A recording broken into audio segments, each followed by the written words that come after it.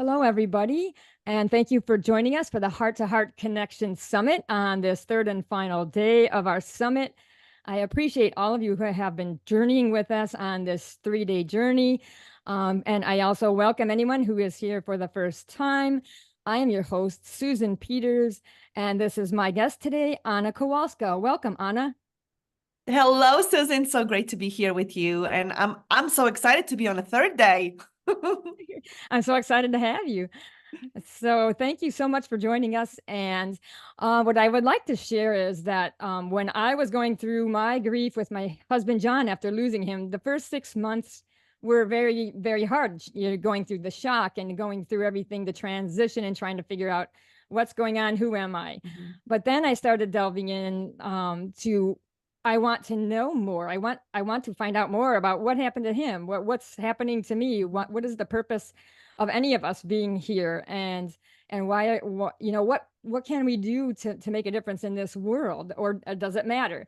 And so I delved into everything body, mind, and spirit, and I was reading and learning and joining summits, and I just was voraciously taking everything in and learning so much. I felt like I was going to school all over again, and it was great. I was like in a whole much better space. But the problem was I wasn't doing anything really yet with that until I met Anna. And Anna, who I lovingly call my nudge, she got me to start seeing that I can't just stay small. I call it sitting at the small table, that I need to step up and out and away from it and start doing something with what I've learned and what I've grown with. And so Anna is, I'm going to bring up your bio really quickly. I want to share this because I found this on YouTube, your YouTube channel, and Anna has lots of wonderful videos there to check out. But I love what this says about you, because this is what has touched me about Anna, and maybe you want to work with her and journey with her.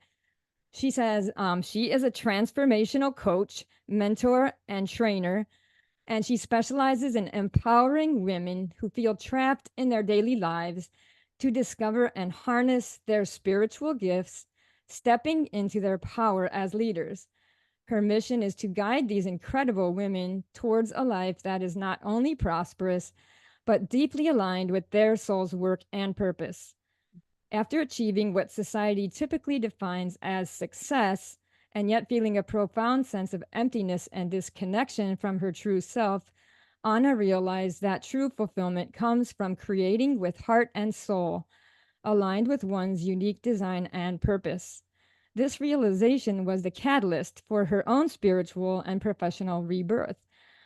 Anna helps people journey on the journey of transformation and empowerment to unlock the infinite potential that lies within you and every woman, paving the way for a future where every individual can thrive, grounded in their spiritual gifts and true purpose.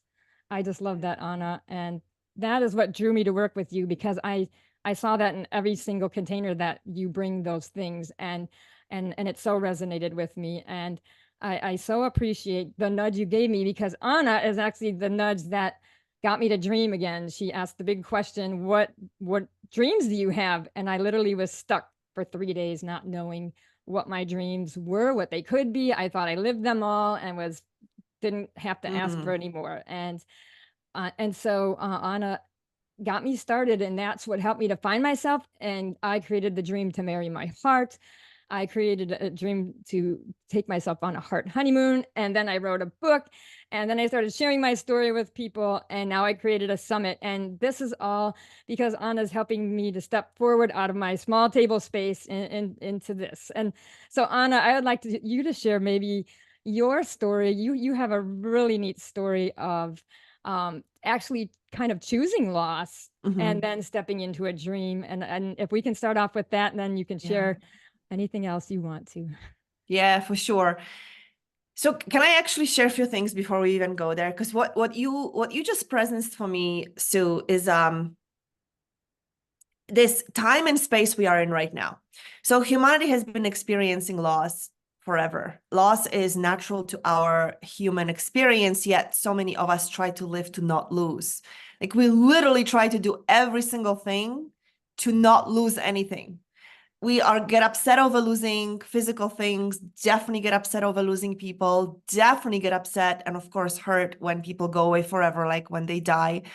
And it's part of natural progression of human experience, especially where we are right now on planet Earth, with the changes that are happening at the energetic level, where everything, we don't even know the degree to which, will be going away. We all will be suffering from loss. And either we embrace it and create something out of it, or we'll be taken by it and stuck in it, right? So I think your conversation, what you're bringing, is so timely and so on point. So thank you for doing that. So I think the story you are referring to is when I was working in the mortgage industry and I was at a closing table, real estate, back in New York, and I was already in. At night, I was already the high priestess. I was in the work of spirituality, awakening to the truth about who we are, that we're not just this, bone and flesh and at the mercy of life, at the mercy of what happens, that we actually are creators. And there is deeper truth about the world we live in. And I was doing all of that. I was meditating, journaling, crystals, cards, all of that at night. But during the day, I lived a very practical life. And I had no idea how to merge them. I mean, we're talking about a real estate business in New York, my goodness, over a decade ago. So maybe a little bit more palpable right now, but over a decade ago still. You mentioned anything about universe and people will be like, what? Conversations like source or manifesting were not happening in that space. So I was at a closing and I remember just being in that space, in that time. I was already thinking like, okay, well, how do I merge the two? How do I let go of something that has paid my bills and assured my survival, not more than survival? I was living in Manhattan. And at the same time, there was this other part of me that was emerging. How do I bring that part of me into my life, into the awake part of my life versus just, hiding in the corners at night? And I was at a closing and there were, all these stuffy men sitting in their suits and, ties all around the table. And there was a woman sitting all the way across. So I was on one side of the table representing the bank. She was on the other side. And the closing went however it went, papers flying everywhere, sign this, sign that, da, da, da, da, da, very methodical. And then at the very end, this woman stood up and she walked across the room, walked up to me and held out her hands like this and said, "Could you help me bless my key?" And in that moment, I was like, what is going on right now? I wasn't religious at the time. I actually was very much anti-religion because I was healing my God wounds. Where does this come from? Blessing didn't bless. The only time I use word bless you was when somebody sneezed because it was a habit. Okay. Here is this woman in the middle of this very unusual situation, unusual meaning for that context. It was unusual for her to come up and ask me to bless the key with her. But clearly she knew something about me. It's not because I wear feather, earrings or crystals on my forehead, or, I had nothing on me. Like some women wear certain rings, like there are signs sometimes or pendants. Sometimes you can tell somebody is into this other way of looking at life and world. I had nothing. Purposely, I was actually as square as they get. And there she knew something. She knew something deeper. She knew that there was something about me that she felt safe to ask me to bless the key. And in that moment, I'm like, well, I've been trying to pretend that part of me isn't actually happening, but I can no longer pretend it. And from that moment on, I began to make choices very, very quickly to leave Manhattan, to leave that work behind, because I actually made a commitment to myself. If I leave New York, I am not doing this work anymore. That is not the work of my heart and soul. That is not what I'm here for. It served its purpose.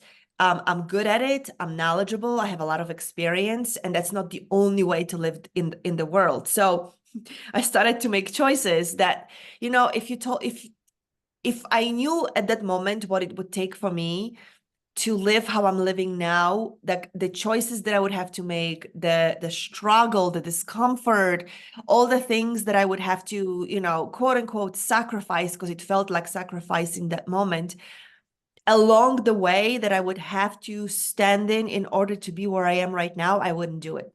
I would say, forget it. I'm just going to keep going to yoga classes and tantra classes and meditate in silence in my own space. I will have few people in my life that I can talk to about this, which is what I had. And the rest of my life will be here in this very practical, tangible expression of who I am. So in that moment, I knew I could no longer live that way, but I also didn't know what it would take. I was just standing there saying, that's it. I'm willing to give it all up. No matter what, I'm willing to give it all up. And I did. I actually, few times since then, had opportunities to re-enter that line of work. And believe me, there were moments when I said, well, it would be so easy right now. Like when a bill is, you get an unexpected bill, or all of a sudden clients aren't showing up, or any of those things that happen as you build a business, especially like at the time, very different business, very unique business. It would have been very easy for me to say, sure, I'll go back into mortgages, into real estate. And I moved to Colorado, where real estate has been booming since I've moved here. There would have been many, many opportunities. And I remember in those moments too saying, I've made that choice in that moment because I knew there was something different. And I knew in that moment that even though I didn't know what prices I would have to pay, I was willing to. And I think that's what happens a lot for people, that in a moment when we are standing in a face of loss, we don't know what's going to happen next because we've been so used to something. And even, I mean, it's that much more difficult when it's something that was served us, right? Like you losing your husband. I mean, you had a beautiful marriage. So there's like an extra sense of loss because you didn't want it to end. Yeah. Might be easier in situations where we really don't like the person we are with, right? And we're looking for a way to free ourselves of them, even though that's not the way to go. Just, leave the person. But, or the job, or the business, or whatever it is, or the town you live in, or the situation. But in that moment, the sense of loss and the uncertainty of what's next, it could be very, very scary and dangerous. Dangerous meaning it feels like it's dangerous. Whatever is coming next, I don't know, but it also feels dangerous because I don't know it. Mm-hmm. Yeah. Right? I can relate. Definitely. Yeah. There's been so many moments of unknowns that I've had to step into, and a lot of them I didn't want to. But at Yeah. the same time, it was every single step I have taken, I have not regretted. Yeah, looking backwards, right? Like Yeah. you had to step into it without knowing Yeah. exactly what's going to happen or how, or can you even do it? I think that's a lot of times where we Oh, sell out too. Can I do it? I just posted a quote. This is so perfect, Susan. I just posted a quote on social media. We don't fail. We justify and rationalize giving up. wow. I know. I was like, oh, this is so good. I don't know where I got it, but it just like I don't ever claim that it's mine, just comes from somewhere always. But I was like, that is so true, like so many moments, and especially where we are right now. So again, I think your topic is so timely because even though loss is part of human experience, where we are right now, more and more of us will be experiencing very tangibly loss of everything that we had, knew, believed in, relied on. I joke about it. I'm like, imagine if all of a sudden the government decided we are going to be driving on the other side of the road. Yeah. And overnight you woke up and you had to change something that was so embedded in your psyche as I know I can trust that. Yeah. This is I get in a car and I drive on the right side of the road, period. And all of a sudden the whole thing changed, Yeah. right? Yep. It would feel scary, dangerous, and most people would probably even stop driving. Yeah. Yeah, it would stop a lot of people. And Mhm. I think that that's why I love working with you, because you help me to see that that doesn't matter, that it really doesn't matter, those things that we think are so important. it's it's what we can step into, what we can create out of what we have lost, or out of what we are missing, or out of Mhm. what is changing around us in ways that we don't like. But at the same time, there's always something new waiting. There's always something new Yeah. we can step into. There's always a new possibility. And that's Mhm. what I'm discovering. And that's what makes life now exciting, even though it's still scary and terrifying at times. Yeah. I love that you just said that, Susan. Exciting.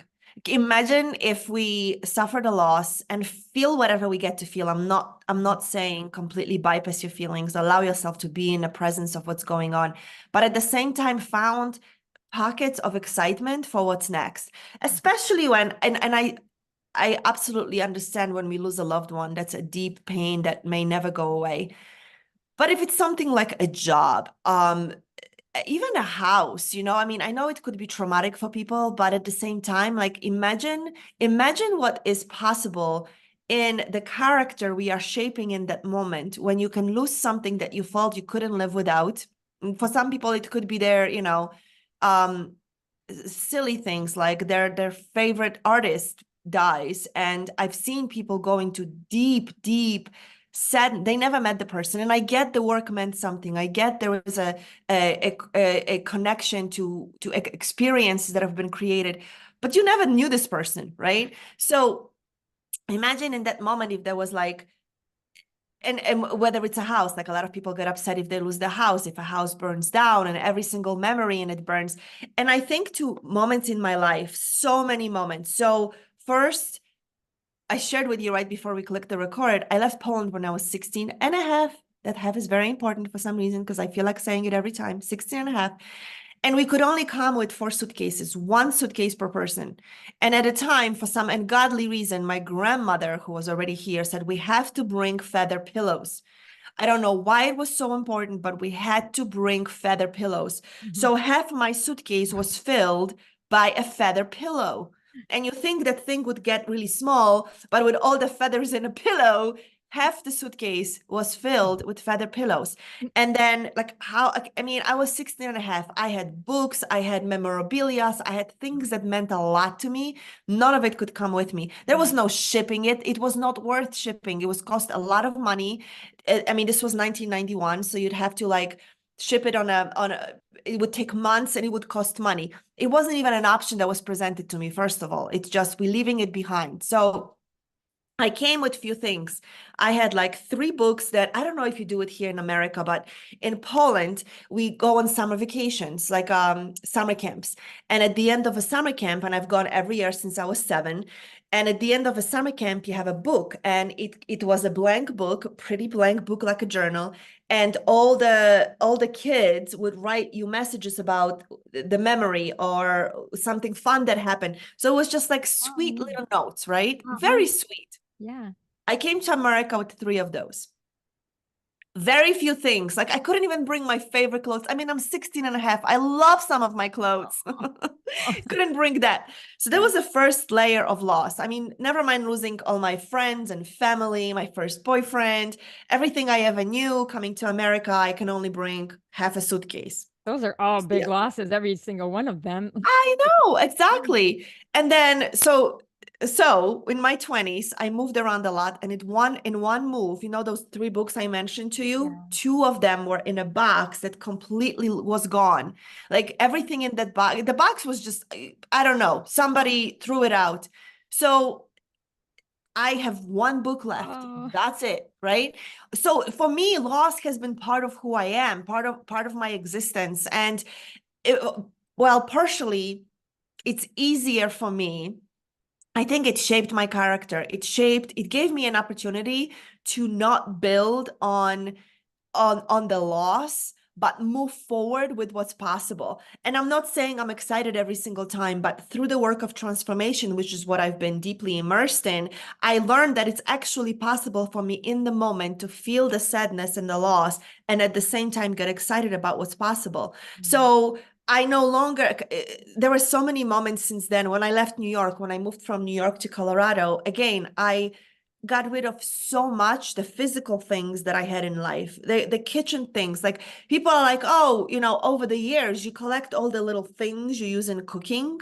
Yeah. And I'm like, at my age, I'm in my 40s. I'm like, how do I not have the zester? How do I not have a zester? I'm like, oh, I remember having 3 zesters with a fancy handle, every single one of them, a round one, a square one. And I mean, crazy. I had 4 shredders. Who needs 4 shredders for cheese? But I had different ones. I had soft cheese knives. I'm like, who doesn't have a soft cheese knife? Like I did, but it like when I moved, it didn't matter for me to replace it. Those things were no longer something that mattered to me. And once in a while, I look back and I'm like, well, maybe I could have kept some of these things so I feel like an adult who has soft cheese knife. So you have people over and you want to spread it's soft cheese and they have a knife, silly things like that. But so many times in my life, I have chosen to let go of things, of people, and it wasn't with a light heart, but it was always with, what am I moving towards? When I left New York, I was 39 when I left New York, and I chose to move across the country. And it was the first time in my life that I was choosing to be away from my parents, meaning I couldn't just get in a car and be there in 2 hours, which was my parameter. I have to be able to drive there within 2 hours. I'm not moving any farther than 2 hour drive from my parents. And when I moved to Colorado, I mean, even getting on a plane, it takes me half a day to get there. So that was like, leaving people behind, and every single time there was part of me that was stepping into something new, and the newness pulled me forward. The excitement, of course, there was uncertainty. I was scared. I'm like, I'm moving somewhere I don't know a soul. I remember my mom finding a Polish church and giving me the address. She said, if you need anything, you go to this Polish church, somebody here will help you. And I'm like, I'm sure I can find somebody to help me, but for her, it was so like she wanted to know there was somebody that I could call she would have to get on a plane to help me, but at least here I can call somebody. And these things, it's not that they didn't occur to me, but the excitement of the new, the possibility of what I'm creating always pulled me forward stronger than the pain and the loss of the old. I think that's why right now with everything that's happening in the world, few things, and however it comes across, it will more and more people will die. Why? Because in the spiritual level, their souls are not willing to go through the journey, and this is nothing wrong with that. The soul is not willing to go through the journey that humanity is facing right now, and they will, for many reasons, shed their physical existence. Well, if you're into spirituality, those of you who are watching, it may sound callous, but it's actually what's happening. The soul is saying, hey, we've created so far this much. We are not signing up for the next phase. So they'll get sick or they'll just choose out, where a lot of people are committing suicide, and we feel sad about it. But at the soul level, and I'm not minimizing it, but at the soul level, the soul is saying, I'm not stepping forward into the next phase. So we'll be losing people, jobs changing. So many jobs that we counted on for generations will not longer be available. And people will be in distress saying, well, what's next? And I think this attitude of something new is emerging, something new that couldn't happen if that old didn't go away is now going to be calling me forward. I couldn't be the person who is living that opportunity. I couldn't be the person who is creating this beautiful summit about loss if I didn't go through the loss of my, I'm talking about you now, Susan. Yeah. You couldn't be here if that didn't happen, right? You're right. Yeah. It's amazing how ironic that is, the loss that brings us to where we are. So yeah, I really agree with you on that it's like, as sad as I was losing John, and as hard as that was and how much it tore me up, it really took me into a deeper part of my heart that I never really realized was there. And Yeah. all of a sudden, it was like, oh, it's like it expanded me to something new. And even though I didn't realize it at the time until I started working with more people, that there were so many more possibilities within my heart that I can find and open and grow with. And then that all of a sudden gave me new passion and purpose. And it's like, well, I want to be alive now. There was a point that Mhm. I'm like, I'm not sure if I do, but now there was this point that I do have a reason to go forward. And no, what really Mhm. draws me is other people, is that knowing that when we connect with somebody else and then they kind of get the message that we're sharing, and then I realize if I wouldn't have shared what I'm sharing, they never would have known about it, they never would have shared back, I would never know them. And Yeah. all of a sudden my life has opened to so many more people and so many more connections and possibilities which weren't there before. Yeah. And all because John died and left me a chance to live. It's Mhm. ironic, but I also feel that he's traveling with me and helping lead me in these new Yeah. ways too. Yeah. I believe that. Yeah, I believe it. Yeah. You know something you said, Susan, so rich. You went deeper into your heart. And I think so often when we lose something in the external world, which is where it happens, right? We either lose a loved one, we feel it here, but we're losing it on the external experience, right? Or a job or a house or whatever, a pet, right? It's the external. And then we seek on the external the reparation for it or the redemption of it, but it's actually on the internal where the work gets to happen, right?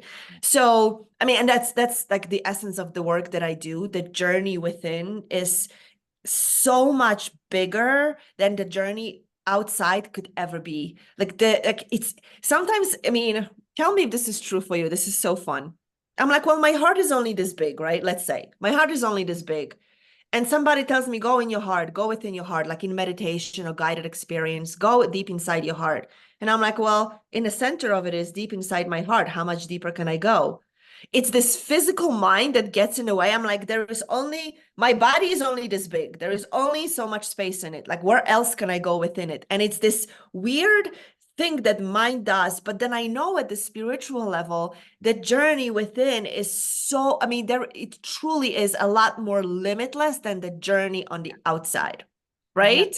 Yes, definitely. I mean, actually equate it to like once it's open and there's like light and sparks kind of starting to fly, it's almost like Mhm. fireworks are popping out of my heart.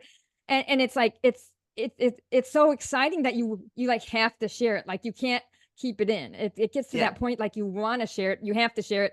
No Yeah. matter how hard it might be, no matter how scary it might be, you just Mhm. have to. Yeah, that's when you know you on your path. That's when you know you on your purpose. That's when you know your soul, your higher self are aligned with what you're doing, where you cannot not do it. Yeah. Yeah. Right? You cannot not do it. There is no Yeah. way. Nobody can stop you. There is no obstacle big enough to stop you. You don't have to do it for the money, although money, I understand that money always comes as a part of it. But there is this place, and it's not lasting, right? Like it's not like we always feel that way. So people ask, well, what about the moments when I don't feel that way? Well, in those moments, you get to come back into the memory of the moments when you felt like you couldn't not do it, Yep. That's true. right? It really is.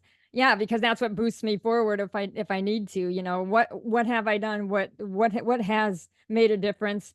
And what else is possible and waiting for me that I don't even know yet? But how I get to the point where I can't say no because it's like, oh my gosh, because this change or transformation happened because of something that I possibly sparked, and Yeah. then and that's what's happened with people with me. That's how I got sparked to do what I was doing. If Mhm. you wouldn't have shared what you shared and all the other speakers on this summit wouldn't have shared what they shared with me and sparked me, Mhm. I wouldn't be here today doing Yeah. this summit and writing a book. And I might still be sitting in a puddle crying, Yeah. and but now I'm just living, and it's an adventure, it's a new life. And I like the image of like it's going down a river and you don't know where it's going or what's going to come around the next bend. Some parts are crazy fast and amazing and you don't know if you're going to flip. Other parts are really scenic and beautiful and you just take it all in. Other parts you stop along the way and take a little pause. And then there's other parts where there's some rapids that like I don't know what's going to happen next, but there's Yeah. always something new and exciting around the bend. And Mhm. I like to live like that now. Yeah, it's beautiful. You know, something that you also shared in your opening is this whole idea that some people may not feel deserving of something new and exciting happening. Yeah. Right? Like Yeah. I've already swam the whole river because so much goodness happened in my life. You had your children, you had a beautiful marriage, you know, you lived your life in such beautiful way. It's like, what else could there be? What else could I even ask for? Yeah. Yeah. I really felt like that. I did. Mhm. I felt unworthy. That's why when you posed that question in the group that we were in, what dreams do you have? And I couldn't even make one up. I was at that point. It took 3 days, 3 whole days I sat with it Yeah. until you like sent an email saying, what is it that you can do right now to make those dreams happen? And as soon as you said that now, then that's when it clicked. I can marry my heart. And I'm like, if I marry my heart, like I'm learning how to trust and love myself 100%. And so Mhm. for me, that was the beginning of it, is the self-love, is that I never Mhm. really fully loved myself 100%. As much Yeah. as love as I had and shared with everybody else, I never really dove into myself that Mhm. far. And all of a sudden it sparked that dream. And once it did, then the next dream happened. Well, let's go buy a ring. Then the next dream happened. Let's create a ceremony. Then the next dream happened. Let's go on a heart honeymoon. And then that led me to meeting people, sharing my story, realizing that I could do things on my own, realizing that it wasn't as scary as I thought. And then all of a sudden it led to the dream, to write my book and to go forward with so many more things Mhm. and meet so many more people. And I just sit here going, wow, wow, wow, wow. If I wouldn't have said yes to that dream, that first dream, what how sad that would be.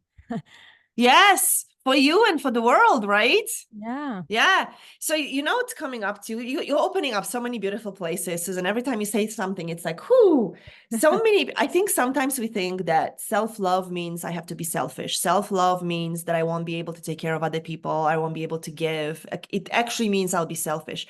And actually, I find that's not true. And I heard it in your share right now. The more I love myself, the more I can be generous because I think actually people who don't love themselves are more selfish because they look for the love outside of them and engage with people in a way to receive love, to be loved. And when we can truly begin to love ourselves and we don't need other people to validate us, we can be generous just to be generous. And generous means either sharing of our heart, sharing of our story, sharing of our vision, sharing of our work in the world, all of that doesn't have to be for free. Yeah. But we can be generous without needing the validation from the outside because we already love ourselves enough.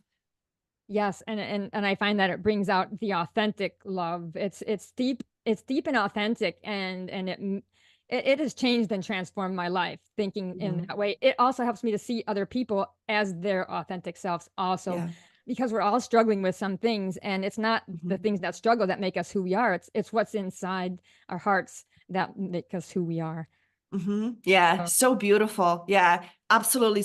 Oh, so powerful. Thank you for sparking all of these different places we've gone. yeah. Yeah, I just want to ask you one more fun question, Yeah. and then I'll ask you. I know you have a free gift for us, and any Mhm. other things you might want to give to finalize this. But I just want to ask you one question. When I first told you about my dream to marry my heart, I just want to know what you thought, what your reaction was, and how you thought about my journey. Yeah, well, first of all, it's powerful. So if in my it wasn't unexpected. There was a step in my own journey when I was in the work for several years as a priestess and a high priestess. We've gone through a ceremony of marrying our feminine and masculine. Oh, So yeah, we actually created a whole ceremony and wedding vows and whatever we wanted it to look like. So I've gone through a ceremony of oh, marrying myself in a way. cool! I didn't know that. How neat! I'll have to Yeah, have to yeah. hear your story sometime. It was beautiful, Oh. and so the concept wasn't foreign or outrageous to me. It was actually beautiful that you found that part of you that you're like, wow, I'm going to marry my heart. I'm going to commit in a way that I was committed to my partner until now, my husband until now. Now I'm going to commit that way to myself. And that's how I saw it. I was like, actually, that would be the most beautiful the most beautiful step. So your heart isn't just bleeding out there, yearning and wanting and hoping. Yeah. Your heart is now complete again but it's complete within your own commitment to yourself. So I thought it was brilliant. Yeah. Oh, neat. That was so fun to hear that. I love it. Mhm. Yeah. So, oh, well, Beautiful. I think all of us should at some point have some kind of a ceremony where we commit to ourselves in a way, whether it's in a way that I did it when I was a priestess or the way you did it with your heart, in some way commit to ourselves in that way. Because when we do, and truly when we take it in, when we take it deeply, we will not suffer from the loss as much, because again, all the loss is usually on the outside and tears us in the inside. If we could stay, because that's commitment, right? Marriage is a commitment. So if we, all of us in some degree, went through a marriage with ourselves at whatever level, we wouldn't suffer as much from a loss of anything that's external, including our loved ones. yes, that's beautiful. I love that. Oh, Mm. so wonderful, Anna. I just love working with you. I love listening to you, and I just so Oh, resonate with everything you say. So I'd like to give you a likewise. chance to share some more things with our listeners, and what do you have special for them so that they can carry on a little bit more of your work with them, and then also where they can find you. Yeah, absolutely. So you can find me on social media at Anna the Manifesting Artist, at Anna double N the Manifesting Artist. And I try to stay as active as I want to be. I don't follow any kind of strategies. I post when I desire to, and it works. And you can also, you'll be sharing a gift, right? You'll have a link Yes, for the gift, Susan. Okay. yes. So the gift is 3 pillars for sacred success. When I was finding a way to merge the non-physical with physical, the tangible and practical with my spiritual self, I stumbled upon this concept of sacred success. It just came to me. Sacred success is merging the 3D person we are here that eats, sleeps, pays bills, walks, and does all the other things we need to do as humans. And we become aware of us as the soul expressed through human being that is actually the original way we came here to be expressed. When we begin to merge the two, and our success doesn't become just about the list of the things we did, but actually about the soul connection, the spirit connection, creating from unseen, the excitement of possibility when we work with the energy. When I began to create the both, and both began to matter equally in my life, it happened to be the Sacred Success. So what I created is this 3-day recording. So it's a 3 pillars of sacred success, and it's one day you'll get a recording for each. You'll do an exercise, so you are immersed in it for 3 days, and it's called the 3 pillars of sacred success. So you can begin to identify yourself as powerful and purposeful here on planet Earth, waiting and expecting and creating the next exciting thing in your life, no matter how painful the loss of something old has been. Awesome. That's so beautiful, Anna. Thank you for sharing that beautiful gift and sharing all your beautiful words and stories with us Thank today. you. I so appreciate you. Is there any final words you would like to share? Just be okay with loss. See the loss, feel your feelings, and then see the loss as a door, as an opening to a whole new possibility that couldn't exist unless you went through that loss in some way, shape, or form. So embrace it. Embrace it. It will give you foundation and grounding to keep moving forward as a human in the world we are creating in a whole new way. Oh, and I can so verify that because Anna has helped me step through many doors. And I'm Mm. grateful for everyone. There's not one I want to go back through. So thank you, Anna, so much for everything. I so appreciate you in my life and on my journey. And I can't Thank wait you, to journey Susan. forward more with you. Likewise. Thank you. And thank you all for joining us today on the Heart to Heart Connection Summit. We appreciate you being here and listening to our conversation. And we'll see you in the next conversation. Have a great day.